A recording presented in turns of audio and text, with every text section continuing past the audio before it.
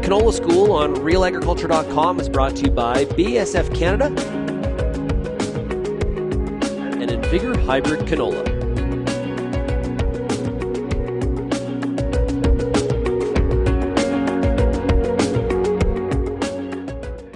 I'm Amber Bell, and this is Real Agriculture. I am here at BASF today speaking with Anique Josuttes of BASF. You're the technical marketing specialist.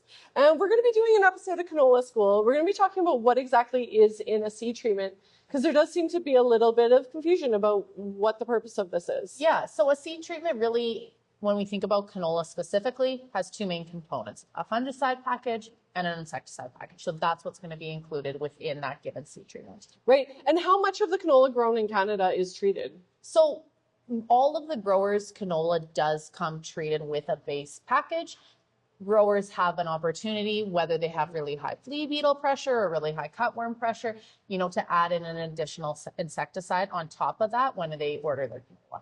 If we go back to those two things that it's treated for, so let's say fungicide, what are some of the funguses that it are helping against? Yeah, so multiple different fungicides, right? We have growers always think, if it's really cold, I don't need to treat my seed and some of those other crops. Really, all types of environments are going to harbor different fungicides, whether it be fusarium, whether it be rhizoctonia, blackleg, all of those situations, pythium. Those early seedling diseases thrive in different environments. So a seed treatment can really do a good job of protecting against those seedling diseases specifically. Does that base level protection then is it like just broad across the spectrum? Yeah, in most situations, AIs do cover multiple different diseases. Depending on what diseases, it'll differ between different fungicide packages, obviously. But when we think about the fungicide part of a seed treatment, it's not always just that early season disease. That's a part of it, but also we want a really vigorous canola crop, right? We want a canola crop that has really good plant stand establishment. We want an even canola crop so that we're getting the most out of that subsequent in-season application, whether it be a herbicide, whether it be a fungicide. Those also come into play when we think about a seed treatment with canola. Okay, and then let's talk about the insecticide portion.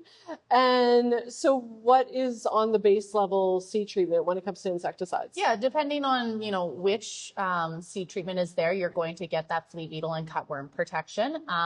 There's additional seed treatments that can provide better or more control of those given insects. And so depending on your pressure, the year, cost comes into it as well. You'll want to start your canola off the best way you can. So what's the likelihood that a grower is going to have problems with, let's say, flea beetles if they have invested in some additional seed treatment? Yeah, so I think that flea beetle pressure, it changes year to year. I know that researchers are always trying to find a prediction model of when we're going to have a really bad flea beetle year. And the flea beetle type is really different. We're seeing striped more and then crucifer and all those types of conversations that growers start to have. So whether or not you're going to have flea beetle pressure is kind of up in the air. But, if you're used to it, if you had a really hot, dry fall also, we do see those types of things conducive to high flea beetle pressure. So when speaking about the insecticide portion of a seed treatment, what is the likelihood that you're going to be able to just negate pests altogether? Yeah. So any pest in any crop, doing a one target approach isn't going to be a silver bullet. It needs to be an integrated crop management approach.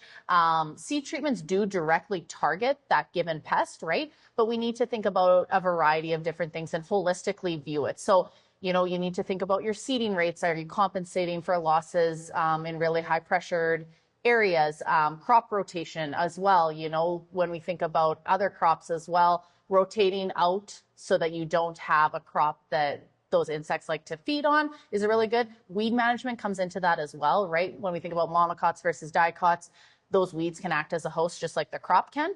And then you also have that option as well, if pressures are really, really high, to go in with a foliar insecticide to help control some of those things. Right. I guess that'd be similar for fungicides as well.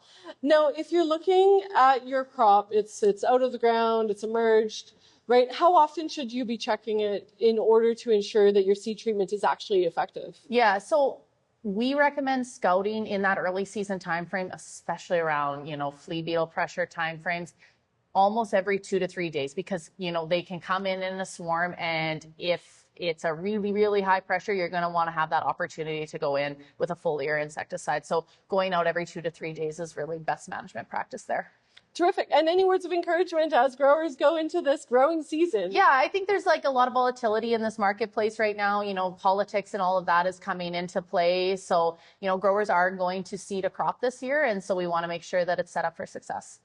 Fantastic. Well, thank you so much. Thanks, Amber. And that was Anique Josuttes on Real Agriculture.